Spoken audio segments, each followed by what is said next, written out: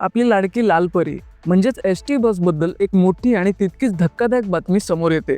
महाराष्ट्र राज्य परिवहन मंडळाच्या बससाठी लागणाऱ्या डिझेलचा पुरवठा करण्याचं कंत्राट आता गुजरातला देण्याच्या हालचालींची चर्चा सुरू आहे.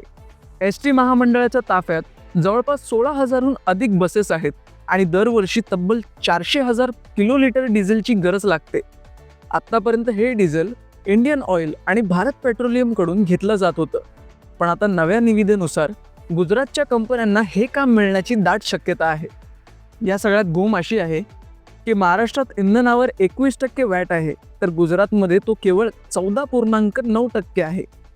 कमी टॅक्समुळे गुजरातच्या कंपन्या स्वस्त दरात डिझेल देऊ शकतात.